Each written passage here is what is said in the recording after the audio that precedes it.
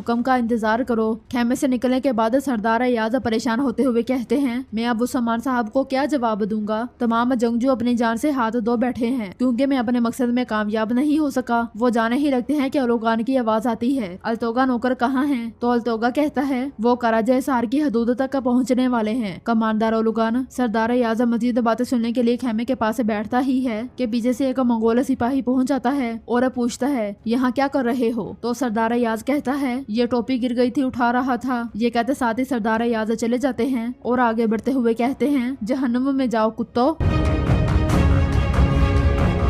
दूसरी तरफ उस्मान साहब अपने घर वालों के साथ रोजा अफ्तार करते हैं। बाला खातून कहती हैं, मैंने माटन के पीछे कुछ सिपाही लगाए हैं, वो हमें उसके हर इकदाम की खबर करेंगे। उस्मान साहब कहते हैं, ठीक है, लेकिन उस छुपे हुए शख्स के बारे में क्या है? तो अलाउद्दीन कहता है, मेरे हुजूर कोई खबर नहीं। गोया जमीन खुल गई और उसे निगल गई। पास ही बैठी हलीमा उनकी बातें सुन रही होती है और हान कहता है, क्योंकि माटन छुपा हुआ है लिहाजा वो जानता है कि वो कौन है। हम जब उसे पकड़ेंगे तो उसे बोलने पर मजबूर करेंगे और पता लगा लेंगे इंशाल्लाह। बाला खातून कहती हैं, हम कल माटन और सोफिया दोनों से निमट लेंगे। हमें अपनी बेटी हलीमा मिल जाएगी। जितनी तकलीफ सोफिया ने हमें दी है, मैं उससे दुगनी तकलीफ उसे दूंगी। बैठी बैठी हलीमा एक बार फिर से उठकर चल जाती है और बाहर से आगे बढ़ते हुए कहती है, अगर माटन पकड़ा गया तो मेरा राज अवाश हो जाएगा और अगर ये मेरी खाला को पकड़ते हैं तो उन्हें मार डालेंगे। ये कहते साथ ही उस लम्हे को याद करती है जब माटा ने उसे कहा था, जब तुर्कों ने तुम्हारी आंखों के सामने तुम्हारे खानदान को मार डाला तुम बर्दाश्त नहीं कर पाई पोइना। तुम सब वो देखने और सुनने के लिए काफी छोटी थी। सोफिया को डर था कि कहीं तुम अपना दिमाग ना खो बैठो। ये तुम्हारे लिए काफी मुश्किल वक्त था, तो उस वक्त मैंने ये दुआ बनाई। बदकिस्मती से मुझे कोई हल नहीं मिला। अगर तुम इसे नहीं पीती तो तुम अपने ख्वाबों को वापस देखोगी, तुम अपना दिमाग खो दोगी। ये सुनते साथ ही हलीमा ने दवा ले ली थी। माटा ने मजीद कहा था, शहजादी सोफिया बहुत अच्छी है, तुम उसके लिए बहुत कीमती हो। इस ख्याल के बाद हलीमा कहती है, मेरी खाला भी मुझे बहुत अजीज है। मैं तुम्हारा मनसूबा नाकाम बना दूंगी बाला। मैं अपनी खाला को बताऊंगी तुम मेरी खाला और माटन को पकड़ने में कामयाब नहीं हो सकती। मैं इसकी इजाजत नहीं दूंगी। ये कहते साथ ही वो आगे बढ़ जाती है। अगीसार किले में हरिस्ता सोफिया से कहता है, उस सामान और उसके अहले खाना का हर खुशी का दिन मुझे गम से दो चार करता है। सोफिया फिर तलवार निकालते हुए कहता है, ये लोकास की तलवार है। गोया वो मेरे इंतजार में है कि मैं उस सामान को मार डालूं ताकि उसकी रूह को सुकून मिले। जवाब में सोफिया कहती है, हरिस्तो जो इंतजार करता है वही कामयाब होता है। फिर खड़े होकर कहती है, ये उनके आखिरी पुरसकून दिन है। हम जल्द ही अपना जाम उनके खून से भर देंगे। इसी लम्हे बादंतनी लिबास में मलबूस काई सिपाही उसे खबर लाकर देता है। सोफिया खबर पढ़ती है मगर हरिस्तो की नजरें मुसलसल उस सिपाही पर होती हैं। खबर को देखते हुए सोफिया सिपाहियों को भेज देती है। दूसरी तरफ खुफिया कबीले में हलीमा आगे बढ़ ही रही होती है कि पीछे से बाला खातून उसे आवाज लगाती हैं और पूछती हैं, तुम कहाँ जा रही हो? तो हलीमा कहती है, मैं अपने खेमे में नहीं रह सकती। जब दर्द ज्यादा हो तो मैं कुछ देर चहलकदमी करती हूँ। ये सुनते साथ ही बाला खातून उसके पास आती हैं और उसे देखते हुए कहती हैं, तुम्हारा बुखार ज्यादा नहीं है, आओ अलाउद्दीन को बताते हैं, वो तुम्हारे लिए दवा तैयार कर देगा। मगर हलीमा कहती है, नहीं नहीं, ये थोड़ी चहलकदमी से खत्म हो जाएगा। वहाँ आने वाली फातिमा कहती है, ये कब से कह रही है कि दर्द खत्म हो जाएगा माँ, लेकिन ये बिल्कुल भी अपनी परवाह नहीं करती। बाला खातून कहती हैं, फिर हम इसका ख्याल रखेंगे फातिमा। बाला खातून उन दोनों से प्यार करती हैं और उन्हें बेच देती हैं। अंदर खाना खाते हुए रोहान अलाउद्दीन से कहता है, मुझे आपने बताया था कि जो जर्रा हमने पहनी थी उसमें तीर तो क्या एक कांटा भी दाखिल नहीं हो सकता। अलाउद्दीन पूछता है, फिर क्या हुआ? तो रोहान कहता है, क्या होना था? जब पहला तीर मेरी कमर में लगा मैंने अपने आप से कहा, और हान तुम तो गए। सब हंसने लग जाते हैं और अलाउद्दीन कहता है, मेरे भाई वाकई ही आपका दिल सख्त तरीन है, पत्थर की तरह सख्त। ये सुनते साथ ही रोहान उसे दबोच लेता है और कहता है, पत्थर की तरह सख्त? हाँ। ये मंजर देखकर वो सब घर वाले बहुत खुश होते हैं और उस्मान साहब कहते हैं, मेरे अल्लाह इसी तरह आपसे परेशानी और दुख को दूर रखे। मैं दुआ करता हूँ कि आपकी आंखों की चमक कभी मध्यम ना हो। ये सुनकर सब आमीन कहते हैं। इसी लम्हे बुरान वहाँ पर आता है और कहता है, मेरे हजूर ये याद साहब की तरफ से है। खबर पढ़ने के बाद उस्मान साहब कहते हैं, अलोगान के सिपाही कल कराजा सार से हमारी जमीन पर आएंगे। तमाम तुर्कमाना सरदारों को खबर भेजो, जरूरी तैयारियों को फौरी तौर पर मुकम्मल करो। हम सरहद के सामने इंतजार करेंगे। हम सब सहरी के बाद इकट्ठे होंगे। अगली सुबह उस्मान साहब अपने सिपाहियों के साथ एक जगह खड़े होते हैं। इसी लम्हे में सरदारान वहाँ पर पहुँचते हैं और उस समार साहब उनसे पूछते हैं, पैगाम के मुताबिक क्या आपकी तैयारी मुकम्मल है? तो सरदार अयाज कहते हैं, मुकम्मल है उस समार साहब, हमारे जंगजुओं ने खुद को जंगलात में छुपा लिया है, हम आपके अहकामात के इंतजार में हैं। उस समार साहब कहते हैं, अब हम सांप का सर काट देंगे और उसकी खाल उधेड़ देंगे, उसके बाद आपके जंगजू वही लिबास पहनकर हमारी सरजमीन पर आएंगे। बुरा न जाओ और सूरत हाल को देखो, मुझे उनकी तादाद और हथियारियों के बारे में तफसील से बताओ। ये सुनते साथ ही बुरा न चला जाता है। दूसरी तरफ अलाउद्दीन एक मुकाम पर बाला खतून गोंजा और सिपाहियों के साथ गात लगाए बैठा होता है। बाला खतून कहती हैं, इतने सालों से मेरी बेटी जिंदा थी लेकिन मैं उसे खोने का दर्द लेकर जीती रही। गोंजा कहती है, किसी को उसका गुमशुदा बच्चा मिल जाए ये एक बहुत बड़ी नेमत है, अल्लाह ने चाहा तो हम अपनी बहन को उन जालिमों से बचा लेंगे। अलाउद्दीन कहता है, इंशाल्लाह इंशाल्लाह। दूसरी तरफ बुरान वापस उस्मान साहब तक जा पहुँचता है और परेशान होते हुए कहता है, हजूर उन कुत्तों का रेबड़ तो बहुत बड़ा है, वो एक मुनज़्ज़म फौज है, सैकड़ों बाकायदगी से एक दूसरे के पीछे खड़े हैं, उन्हें यहाँ पहुँचने में ज्यादा वक्त नहीं लगेगा हजूर। साथ ही हम देखते हैं कि बड़ी तादाद में मंगोल आगे बढ़ रहे होते हैं, वो आगे बढ़ते ही चले जाते हैं। इधर सरदार उस्मान साहब से कहता है, जैसा कि बुरान बता रहा है कि फौज बहुत बड़ी है उस्मान साहब। तो उस्मान साहब कहते हैं, हम उन्हें शिकस्त देंगे, अगर जरूरत पड़ी तो मैं उन्हें जलाकर राख कर दूंगा, वो ये रास्ता अबूर नहीं कर सकेंगे। मुझे बताएं आपको कोई शक है? दूसरी तरफ अलाउद्दीन, बाला खतून और गंजा मुसलसल इंतजार कर रहे होते हैं कि इसी लम्हे माटन घोड़ा गाड़ी पर सवार आगे बढ़ता है। ये देखकर अलाउद्दीन कहता है, माटन आ रहा है माँ। जवाब में बाला खतून कहती हैं, आओ देखते हैं कि ये कहाँ जा रहे हैं। ये कहते साथ ही वो उसका पीछा करने लग जाते हैं। तो नाजरीन, इसके साथ ही एपिसोड भी इख्तिताम पजीर होती है। अगर आपको ये वीडियो अच्छी लगी हो तो लाइक करें, चैनल को सब्सक्राइब करें और बेल आइकन यानी घंटी वाले निशान पर लाजमी क्लिक कर लें ताकि नेक्स्ट आने वाली एपिसोड का नोटिफिकेशन आप तक पहुंच सके। दुआओं में याद रखें। अल्लाह हाफिज।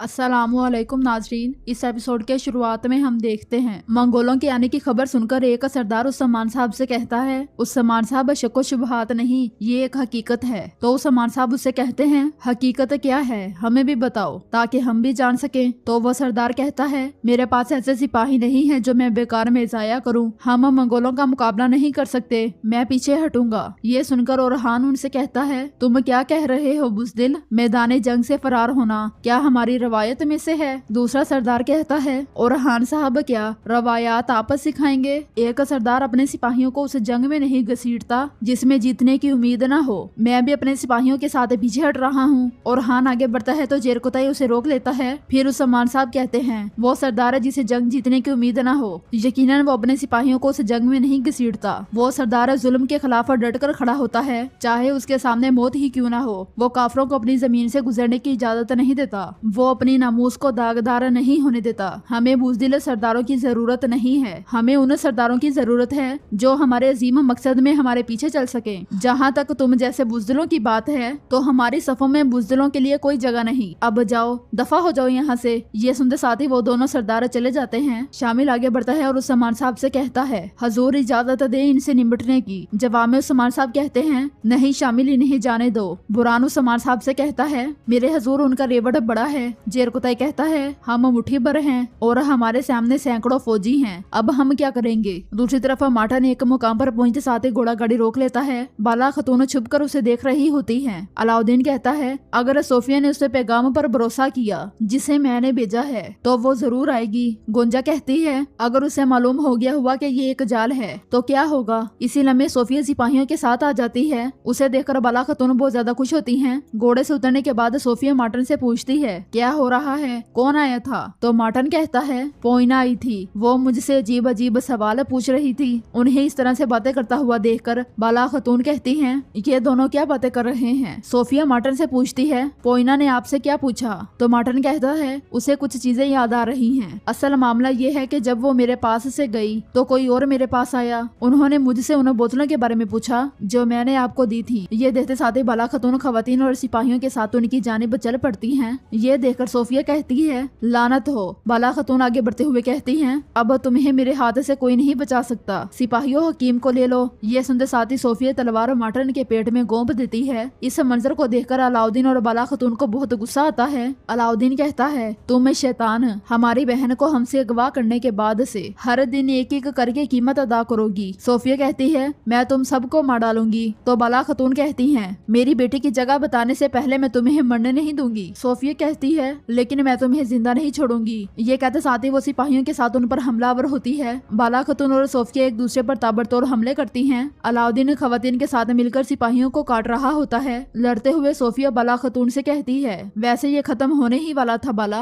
तुमने मुझे ना मारकर बहुत बड़ी गलती की है। हाँ, बाला खतून कहती हैं, सोफिया वो गलती तुमने की, मेरे जिंदा रहने को यकीनी बनाया, तुमने मेरी प्यारी को हमसे जुदा किया, मैं तुम्हें तुम्हारा जिंदा होने पर पछतावा दिलाऊंगी। ये कहते साथ ही वो सोफिया पर हमलावर होती है। सोफिया के सिपाही मुसलसल कट रहे होते हैं। एक जबरदस्त लड़ाई के बाद बाला खतून की तलवार सोफिया के गले पर चली जाती है और अब बाला खतून उससे कहती हैं, खेल खत्म हुआ सोफिया, मेरी बेटी कहाँ है ये बताओ। तो सोफिया कहती है, मुझे मार डालो तब भी नहीं बताऊंगी, तुम कभी नहीं जान सकोगी, चलो मार दो मुझे मार दो। दूसरी तरफ ओलुगाना कराजा सारे किले की जानिब देखते हुए कहता है, ये उस समाना ने चालाकी से मुझसे लिया जिसने मेरे गुस्से को आवाज दी। ये कराजा सारा किला है, अल्तोगा ये जगह नौकरों का नया ठिकाना होगी, क्या किला तैयार है। तो अल्तोगा कहता है, कमांडर ओलुगाना तैयार है, खाना और पानी हर चीज मुकम्मल मौजूद है, हमारी फौज यहाँ अपनी मर्जी के मुताबिक आबाद होगी। ओलुगान कहता है, मेरी फौज किलों और शहरों को बिजली की रफ्तार से तहस नहस कर देगी, जरा वो आ जाए, मैं इन जमीनों को खून से सराब करूंगा। उधर समार साहब अपने सिपाहियों के साथ आगे बढ़ रहे होते हैं और बुलंदी पर खड़े दो मंगोल उन्हें देख जाते हैं और एक कहता है, वो यहाँ क्या कर रहा है, हमें ओलुगान को खबर करनी होगी। इसके साथ ही वो दोनों चल पड़ते हैं। कराजा सार के सामने बैठे ओलुगान के पास एक सिपाही आता है और कहता है, किले के साथ वाले जंगल में सिपाही हैं कमांडर ओलुगान। ओलुगान पूछता है, वो कौन है। तो सिपाही कहता है, हम उन्हें दूर से नहीं पहचान पाए। अल्तोगा ओलुगान से कहता है, मैं जाता हूँ और देखता हूँ ओलुगान, उन्हें यहाँ जिंदा लाता हूँ। तो ओलुगान कहता है, नहीं हम साथ जाएंगे, देखते हैं कि मेरी सरजमीन पर घूमने वाले सिपाही कौन हैं, देखते हैं। ये कहते साथ ही वो आगे बढ़ जाता है। इधर उस समान साहब घोड़े दुढ़ा ही रहे होते हैं कि मंगोल सिपाही उनके सामने आ जाते हैं। रास्ता बनता है और ओलुगान अल्तोगा के साथ सामने आता है। फिर कहता है, उस समान तुम्हारी और तुम्हारे साथियों की लाशों को देखे बगैर मैं तुम्हारे मरने पर यकीन नहीं करता, लेकिन इस तरह आमना सामना हो जाएगा ये भी नहीं जानता था, तुम्हें इतना बेतदबीर नहीं होना चाहिए था। उस समान साहब कहते हैं, तुम्हारे तीर हमारा कुछ नहीं बिगाड़ सकते, लेकिन मेरी इंसाफ की तलवार के साथ ही हिसाब दोगे, मैं तुम्हें मार डालूंगा। जवाब में ओलुगान कहता है, आह उस समान, अफसोस के तकब्बुर तुम्हारा अंजाम बनेगा, यहाँ पर बस और लाचार हो, लेकिन अभी भी खुद से बड़ी बातें कर रहे हो। उस समान साहब कहते हैं, मेरी रवायात में लिखा है कि तुर्क किसी के आगे घुटने नहीं टेकता, किसी कुत्ते से हरगिज हुक्म नहीं लेता और किसी के पट्टे को अपने गले में नहीं बांधता। ये सुनकर ओलुगान कहता है, तुम नहीं बदलोगे उस समान, बिल्कुल नहीं बदलोगे, 100 साल गुजर जाएंगे तब भी तुम्हारा तकब्बुर, तुम्हारी जिद नहीं बदलेगी। जवाब में उस समान साहब कहते हैं, मेरे दादा गोज हैं, मेरा खून वही खून है और मेरी जिद वही जिद है, 100 साल नहीं 1000 साल भी गुजर जाएं तब भी ये बात हरगिज नहीं बदलेगी, कभी नहीं बदलेगी। ओलुगान उस समान साहब से कहता है, तुम तीरों से नहीं मरे, लेकिन मेरी तलवार की नोक पर जान दोगे। ये सुनते साथ ही मंगोल सिपाही तलवारें निकालते हुए खून खून किनारे बुलंद करते हैं। दूसरी तरफ बाला खतून सोफिया को घसीटते हुए आगे बढ़ रही होती है और कहती है, तुम शैतान आज खत्म हो जाओगी। आगे बढ़ते बढ़ते वो अपने कबीले में दाखिल होती है और मजीद कहती है, अब तुम्हें मेरे हाथों से कोई नहीं बचा सकता, तुम मुझे मेरी बेटी की जगह के बारे में बताओगी, तुम मुझे उसके पास लेकर जाओगी। सोफिया के साथ ये रवैया देखकर हलीमा बहुत परेशान हो जाती है और गमगीन होते हुए कहती है, खाला। उसकी आंखों से आंसू बहने शुरू हो जाते हैं। सोफिया कहती है, हरगिज नहीं बाला, हरगिज नहीं, तुम कभी नहीं जान पाओगी। ये साथ ही बाला खतून उसे कीचड़ में पटक देती हैं और कहती हैं, मेरी बेटी, मेरे खानदान ने जिस दर्द को सहा है तुम उन सब का एक एक करके हिसाब दोगी सोफिया। दूसरी तरफ उस्मान साहब और ओलुगान आमने सामने होते हैं। ओलुगान पूछता है, क्या तैयार हो उस्मान। जवाब में उस्मान साहब तलवार बेनियाम करते हुए कहते हैं, हाँ तैयार हूँ। दोनों तरफ के सिपाही भी तलवारें बेनियाम कर लेते हैं और उस्मान साहब मजीद कहते हैं, ना अपनी बात को नजरअंदाज करता हूँ और न अपने बहने वाले खून को जमीन पर रायगा जाने देता हूँ। ओलुगान कहता है, जिसे इस बात का यकीन है वो इसराफील है, वो सूर फूंकेगा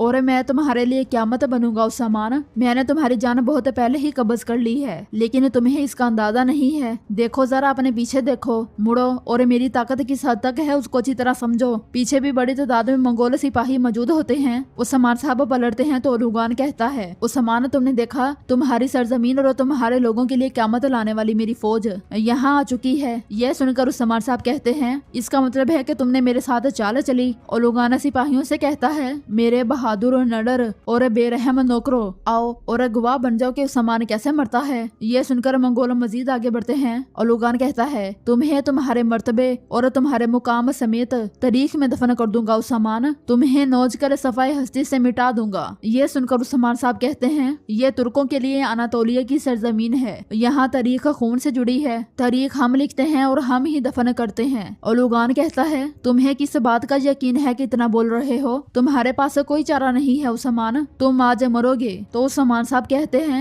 हम बेचारे लोगों के चारे और ना उम्मीद लोगों की उम्मीद पर भरोसा करते हैं, और तुम क्या अपनी फौज पर भरोसा करते हो? आओ और हमारा सामना करो ताकि हम देखें। ओलुगान कहता है, मैं तुम्हें अपनी तलवार से मरने का आजाद नहीं दूंगा, तुम्हें मेरे नौकर मारेंगे। चलो नौकरों, हमला करो। ये कहते साथ ही ओलुगाना पलट जाता है, मगर कोई एक सिपाही भी नहीं हिलता। दोनों तरफ के सिपाही खड़े रहते हैं। ये देखकर ओलुगान को बहुत गुस्सा आता है और उस्मान साहब कहते हैं, हाँ, तारीख हम लिखते हैं और हम दफन करते हैं, तो देखते हैं कि क्या ये एक नौकर को भी यहाँ ला पाया है या नहीं। अल्लाह अकबर। मंगोलों के लिबास में मौजूद तुर्क लोग भी अल्लाह अकबर के फलागो शगाफ नारे बुलंद करते हैं। ये देखकर ओलुगान की आंखें खुली की खुली रह जाती हैं और उस्मान साहब के जांबाज अपने चेहरे अयां कर देते हैं। जेरकुताई हंसते हुए कहता है, मैं भी तवील अरसे से इंतजार कर रहा था कि कब कोई जंग होगी और हम दुश्मनों के चेहरों को देखते हुए नारे तकबीर लगाएंगे। चलो भाइयों, शाबाश, अल्लाह अकबर। ओलुगान पूछता है, ये कैसे हुआ? मेरी फौज कहाँ है? जवाब में उस्मान साहब कहते हैं, जहन्नुम की गहराई में। अगले ही लम्हे सरदार याद सामने आते हैं और उस लम्हे को याद करते हैं जब मंगोल फौज आगे बढ़ रही थी। उस्मान साहब अपने सिपाहियों के साथ एक जानिब खड़े थे। मंगोलों के पास पहुंचते साथ ही गोले उनकी जानिब फेंक कर धमाके कर दिए थे। यक के बाद दीगरे कई धमाके हुए थे। मंगोल फौज बिखर गई थी। देखते ही देखते सब जलकर राख हो गए थे। फिर सरदार याद ने उस्मान साहब से कहा था, आपकी अकल को सलाम है उस्मान साहब, नौकर जमीन बोस हो गए हैं, अब हमारी तादाद बराबर है, मैं अपने सिपाहियों के साथ हमेशा आपके साथ हूँ। तो उस्मान साहब ने कहा था, मैं ओलुगान का सामना करूंगा, पीछे से आने वालों के साथ आप निपटे, फिर उनके कपड़े पहनकर हमारे साथ शामिल हो जाइएगा। ये सुनते साथ ही सरदार याद अपने सिपाहियों के साथ आगे बढ़ गए थे। इस ख्याल के बाद उस्मान साहब कहते हैं, तुम हमारे साथ खेल खेल रहे हो, गद्दारी कर रहे हो। हाँ, लेकिन मेरा खेल खून के साथ खत्म होता है। अयाज को देखते हुए ओलुगान गुस्से से कहता है, गद्दार। उस्मान साहब मजीद कहते हैं, हम यकीनन तुर्कों का अंजाम तुम पर छोड़ने वाले नहीं हैं। अगर इस सरजमीन पर हमारे लिए सुकून नहीं है तो तुम जैसों के लिए भी कोई सुकून नहीं होगा। ओलुगान कहता है, तुम मेरे फौजियों को मारने का हिसाब दोगे? मत बोलो, अभी भी मजबूत मैं हूँ। बाजू फैलाते हुए उस्मान साहब कहते हैं, ये रहा मैदान और ये रहा सरदार उस्मान। तुम ज्यादा हो लेकिन हम तुर्क हैं, कम तो कम, ज्यादा आएंगे तो ज्यादा जाएंगे। अब तुम मरोगे ओलुगान। दोनों तरफ के सिपाही तैयार हो जाते हैं। तो नाज़रीन, इसके साथ ही ये एपिसोड भी अख्ताम पज़ीर हो जाती है। कमेंट्स में लाजमी बताएं कि आपको ये बोलम कैसा लगा। अगर आपको ये बोलम अच्छा लगा हो तो वीडियो को लाइक कर दें, चैनल को सब्सक्राइब कर दें और बेल आइकन यानी घंटी वाले निशान पर लाजमी क्लिक कर लें ताकि नेक्स्ट आने वाली एपिसोड का नोटिफिकेशन आप तक पहुंच सके। दुआओं में याद रखिए। अल्लाह हाफिज।